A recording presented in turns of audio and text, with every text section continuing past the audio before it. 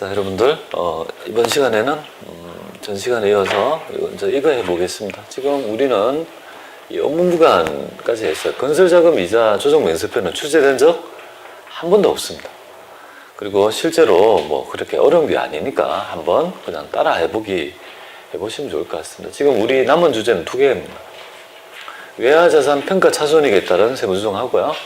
기부금 조정 면세표가 될 것 같습니다. 뭐 이 얘기 조금 하죠. 외화자산 평가 차손익 조정은 그렇게 어려운 게 아니고 뭐 이론에 대한 개념을 할 것도 없습니다. 바로 서식 들어가는데 이번 책으로 보면 몇 페이지냐면요. 책에 보면 424페이지가 되겠습니다. 424페이지에 있는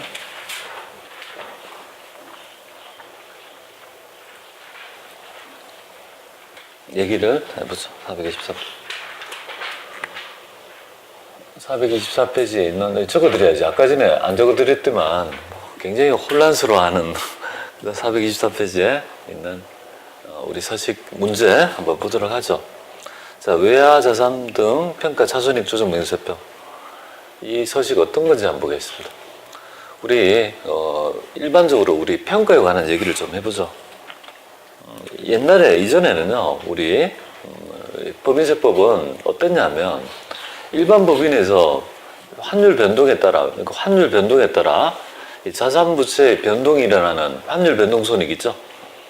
이런 것들을 외화 여러분 알고 있는 외화 환산 이익 손실 이런 거 있죠. 그런 평가를 임의적인 평가 차익이라고 봤습니다. 임의적이다. 그래서 어떻게 되냐면 전부 다 뭡니까? 부인했던 적이 있습니다. 평가 외화 환산 이익 부인하고요. 환산 수실 다 부인했습니다. 근데 이걸 어떤 문제냐면 얘도 만약에 자금을 빌려주고 그 다음 연도에 상환하게 되면 양년도에 걸쳐가지고 동시조정이 일어나는 거죠. 그렇지 않습니까? 그러니까 평가를 인정 안 하니까 평가를 다 날렸는데 그 다음에 뭡니까? 뭐 돈을 빌려주고 상환을 하게 되면 다 추인되는 이런 어떤 그죠? 굉장히 번거로움이 있었습니다. 그러다가 지금 연역이 좀 됐는데 한 3년 전부터 3, 4년 됐네? 하여튼 3, 4년 전에 이 국제 간에 2011년도구나. 11년도 그때부터 어떻게 됐냐면 정확한 연수는 모르겠는데요. 한 4, 5년 된 것 같습니다. 그때 어떤 부분이냐면 우리 국가 간의 자본이 굉장히 탄력성이 지금 생기잖아요. 그죠? 전 세계에 투자가 단일권이라고 해도 과언이 아닐 정도로 굉장히 전 세계 투자가 일어나는데 그러면 자본이 탄력되고 외화거래가 일반화되는 입장에서 너무 피곤하게 그냥 법인세의 잣대로 무조건 부인하고 다시 추인하는 이런 것들을 하지 말고 귀찮으니까 어떻게 됩니까? 오픈합니다. 그래서 법이 바뀝니다. 그래서 우리 법인세법은 현재 외화 통화에 대한 환율 변동 손익 있죠. 얘를 어떻게 하냐면 임의평가 차익이라고 보지 않습니다. 임의평가 차익이라고 보지 않고 뭘로 봅니까? 그냥 인정해준다. 법률상의 평가 차익으로 인정해줬습니다. 그러면 어떻게 되냐면 기말에 우리가 회사는 어떻게 할까요? 회사는 그죠? 기말에 우리가 이거 외화 환산을 어떻게 합니까? 외환에게 외화 환산을 어떤 기준에 의해 합니까? 외화 환산을 기말 환율에 의해서 그죠? 환율 변동을 인식하죠, 그죠? 기말의 환율을 봐서 이전에 그 가액이 변동했다라면 이런 것들 인식하는 회계처리를 하지 않습니까? 똑바로 했다라면 세무조정이 나타나지 않습니다. 그죠? 그래서 기말 환율에 의해서 하게 됩니다. 근데 시험 문제는 문제를 위한 문제니까 어떻게 됩니까? 그죠? 그죠? 이 평가 금액 있죠? 여기 보면 장부가액, 처음에 기록한 가액. 이게 뭐냐면요. 회사가 계산한 금액이 아니에요. 평가 금액. 요 평가 금액, 7번의 평가 금액은 뭐냐면, 이거면 되고, 요 평가 금액은 뭐를 얘기하느냐면, 기말의 환율 있죠? 기말 환율을 적용한 금액을 얘기하는 거예요. 회사 평가 금액은 회사가 계산한 금액을 얘기하는 게 아니고 이론적으로 기말의 환율을 적용했을 때의 금액을 의미한다. 이렇게 보면 돼요. 그래서 회사가 장부가액인데 그 금액을 뭡니까? 환율 변동을 인식해서 그 금액 차이가 있을 거 아니에요, 그죠? 그래서 이게 평가손익에 돼 있잖아요, 그죠? 평가손익에서 부호가 플러스면요, 마이너스 이렇게 되겠죠, 그죠? 그래서 플러스라는 말은 입금산이 바란 말이고, 그죠? 입금산이면 송금불산이 바란 말이고, 마이너스는요, 입금불산이나 송금산이 바라요. 그래서 송금산입으로 생각하시면 됩니다. 그걸 먼저 이해를 해보면 될 것 같아요. 그 다음에 여기 보면 요거는 을지는 우리 선물 그러니까 좀 파생이니까 좀 제외하고요. 세 번째 테키에 가보면 여기에 뭡니까? 회사에 뭡니까? 회사가 손익금 계산액이 여기 있는 거예요. 그죠? 그러니까 회사가 계산한 금액은 여기에 있으니까 여기서 조정하니까 여기서 그러니까 앞에 우리가 첫 번째 테키에 있는 부분은요. 요것만 이해하면 돼요. 여기에 있는 거는요. 여기 요거 평가 금액은요. 회사가 계산한 게 아니고 기말에 환율을 적용한 금액을 의미한다는 것만 알면 이거는요. 어려운 거 없다 이렇게 보면 되겠습니다. 그리고 책의 예제가 제가 알기로는 좀 쉽게 되어 있습니다. 근데 그거는 좀 부족한 것 같고 여러분 기출문제 한두 번만 풀어보시면 무난히 될 것 같아요. 일단 기출문제 예제 문제 한번 보겠습니다. 자, 이거 424페이지 보니까 이런 말이 있네요. 무궁은 뭐 이렇게 두 가지에 있죠. 외화자산 부채가 있대요. 그리고 발생 당시 환율과 기말 매매 기준율이 있는데 이렇게 되어 있습니다. 근데 회사는 사업연도 종료일 현재 매매 기준율을 평가하는 방법을 신고하였으나 회사는 기말에 평가했다 안 했다? 평가하지 않았다 이렇게 되어 있죠. 그러니까 외화 환산 이익이나 손실을 한 적이 없다 이 말이에요. 환율이 변동했지만 뭐야? 그냥 아무것도 안 했다 그죠? 그럼 문제가 뭐야? 너무 쉬워지는 거예요. 근데 조금 문제가 되려면 했는데 잘못했다. 그러니까 이상적인 금액과 잘했으면 이 금액과 똑같을 거야. 그럼 세무조정 없다. 근데 시험은 어떻게 낼까요? 이상적인 이 금액이 있는데 이 금액을 안 했다. 좀 적게 했다. 그죠? 적게나 많이 했다. 그럼 조정을 하는 걸 물어볼 거다. 그죠? 근데 지금 이 문제는요. 아예 안 했다. 안 했으니까 전부 다 뭡니까? 평가 차익만큼, 차손익만큼을 다 우리가 조정해야 될 거라는 걸 인식하게 될 것이고, 여기 보시면 외화 종류의 자산, 요건 자산이고 밑에는요.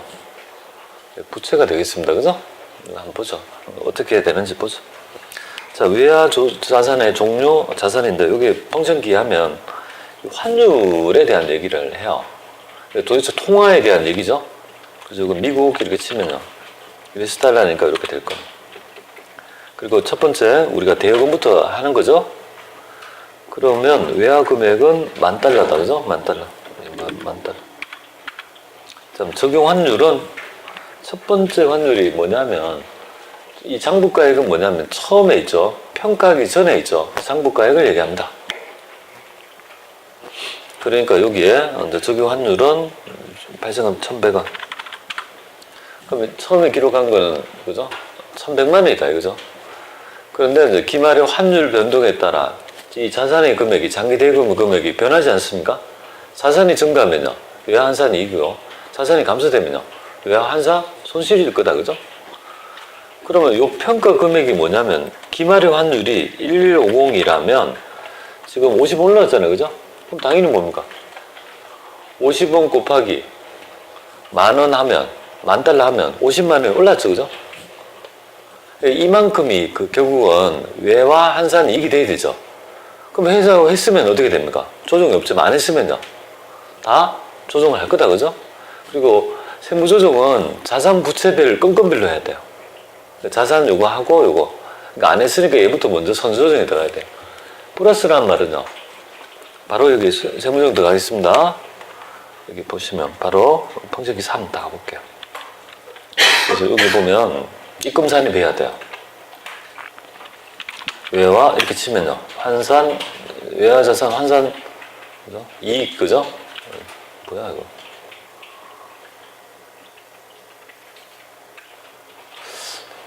환산 손실? 뭔 말이지? 그죠? 좀 이해가 안 된다, 그죠? 마땅치 않다, 그냥 이건 뭐. 제 같으면 이렇게 적겠습니다. 여기 보면 장기대여금 이게 맞죠? 외와 한선 회사가 한선 이익 계산 안 했다 그죠? 50만. 그래서 자산증가 유보 되겠습니다. 이렇게 하면 딱 맞죠. 이렇게 하면 FM이 되겠습니다. 그죠? 회사는 계산을 안 했으니까 이 말에 아무것도 안 했으니까 만약에 회사가 40밖에 안 했으면 어떻게 됩니까? 10만 원 더 올려주면 되겠죠. 그죠?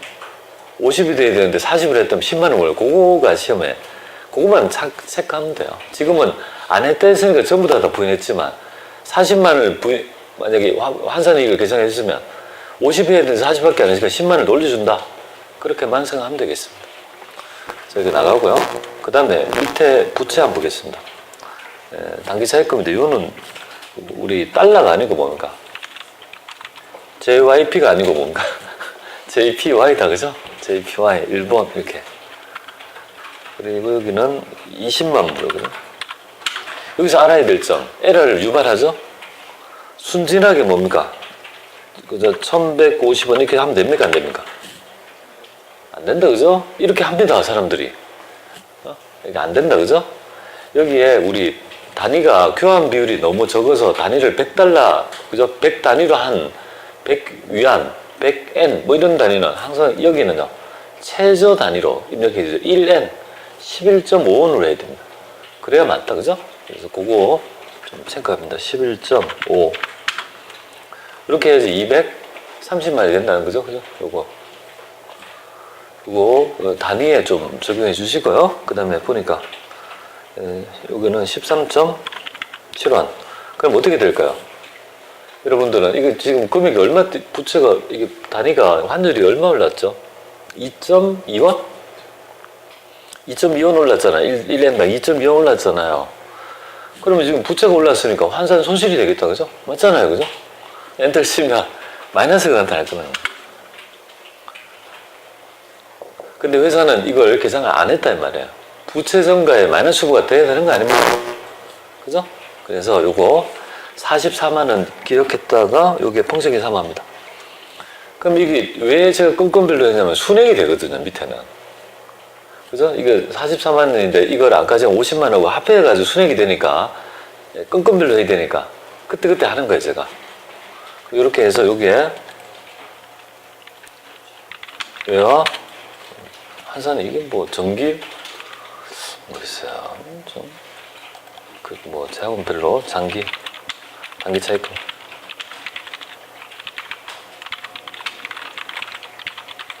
손실을 안 했다 이 말이잖아요 그죠?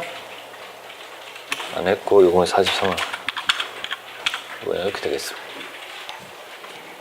이렇게 하면 부채 증가에 그죠? 마이너스 후보가 되겠죠 그죠? 이렇게 딱 하면 밑에 상용구가 절대적인 게 아니에요. 지금 얘 같으면 모든 경우를 다 표현할 수 있는 상용구는 없잖아요. 그죠? 정확하게 얘기하면 이렇게 딱 해요. 이렇게 하면 다음 담당자가 알 수 있죠. 이거 환산손실 안 해서 부채 증가 이거 안 했다는 걸 바로 알 수 있다. 그죠? 이렇게 하고 자 그런 후에 이거 했죠. 그죠? 그 다음에 여기 갑니다. 세 번째 갑니다. 그러면 회사는 계상을 했습니까? 안 했습니까? 계상을 안 했죠, 그죠? 아무것도 안 했으니까 두 개 합해서 6만 원이 뭡니까? 결국은 이게 총회법에 따라 우리 입금 산입해야 될 거 하나, 송금 산입해야 될 거 44만 원, 입금은 50만 원 이렇게 두 건 했죠, 그죠? 그 이상도 그 이하도 없습니다, 그죠? 그러니까 회사가 안 했다고 하니까 그죠? 별로 어려워지는 게 아니죠. 좀 했으면 뭐 차이가 좀 날 건데, 그죠? 네, 그렇게 이해를 하시면 될 것 같습니다. 자, 그래서 425페이지에 보면 하단에 답을 보시면 거기에 잘 나와 있지 않습니까? 425페이지에 조정 종목에 보면 두 건의 거래가 지금 잘 되어 있죠? 그리고 그렇게 여러분이 이거 입력하다가 잘 안 되면 애매하면 잘 안 되면 자기 알면 직접 등록 하셔가지고 그렇게 하시면 될 것 같아요. 이렇게 해서 우리 외화 차손익에 대한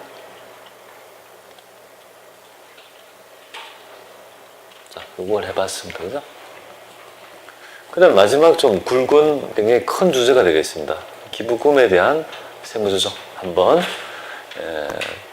걸쳐서 좀 해보죠. 이론적인 강의가 좀 필요합니다.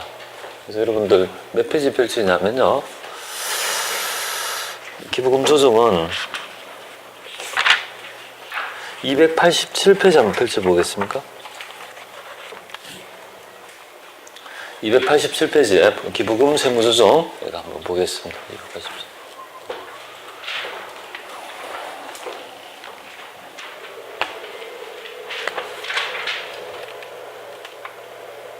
287 기부금 세무조정.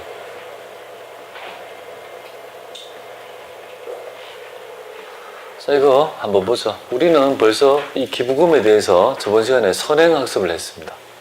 어떤 거 했을까요? 간주기부금, 정상가액을 초과하는. 정상가액의 정의는요, 이 특수관계자 간의 거래가 아닌, 뭐요? 특수관계자가 아닌 자와 거래해서 용인할 수 있는 금액, 시가를 기준으로 플러스 마이너스 30%의 금액은 뭐 인정해 줄 수 있다. 하지만 그 정상적인 금액을 초과해서 거래하면 초과액은요, 이건 좀 심하지 않느냐. 그래서 이거를 간주기부금으로 본다. 기부금으로 간주해서 시부인한다 라는 건데요. 자, 기부금에 대한 논점 한번 보자. 자, 첫 번째가 기부금에 대한 정의일까요? 네, 기부금에 대한 정의가 되겠습니다. 기부금은 일단은 업무에 무관성이 들어가야 돼요. 업무에 유관이 들어가면 안 되고 업무에 무관입니다. 무관이 굉장히 중요한 개념이죠. 업무와 관계없다.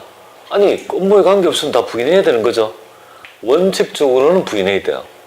그런데 이 지출이 보니까 너무나도 뭡니까?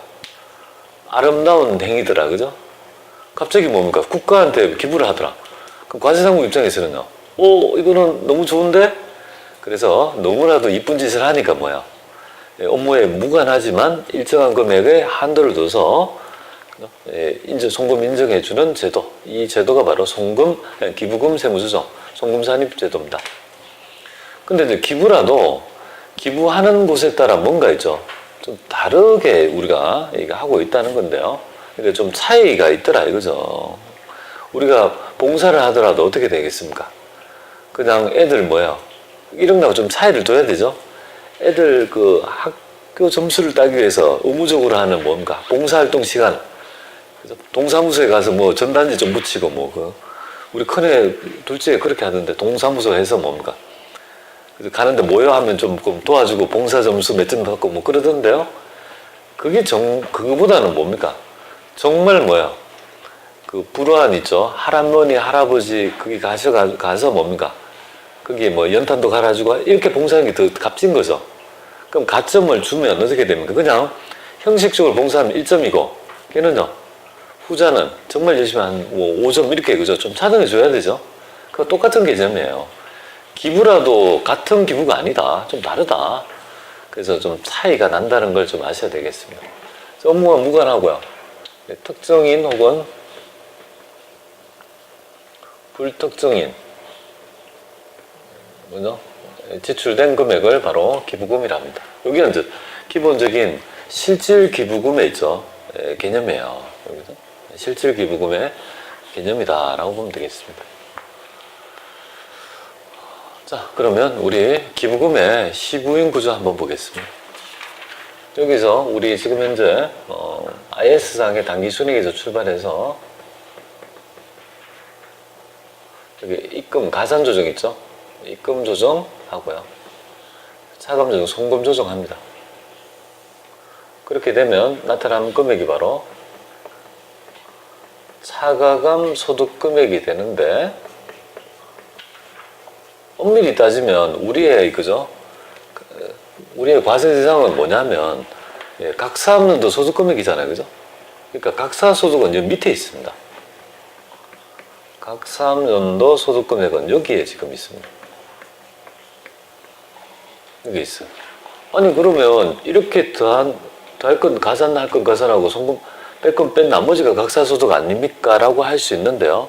엄밀히 따지면 그렇지 않고요. 제가 처음에 우리가 세무조정의 기본적인 큰 있죠. 조정 순위를 말씀드릴 때 기부금은 별도로 있네? 뭐 그런 말을 한번 드린 적이 있는데 그 얘기를 하려고요. 기부금은 기부금은요. 여기에 소득금액 단위 있죠. 여기에서 기부금은 여기에 세무조정이 되지 않습니다. 기부금은 여기서 세무조정 되는 게 아니고 뭐야? 어디에서 별도로 하냐면 별도의 구조를 가지고 있다. 여기서 하는 게 아니에요. 여기서 하지 않고요. 여기서 해요. 여기에서 요 기부금은 여기서 해요. 여기서 부탁이 기부금 한도 초과예요.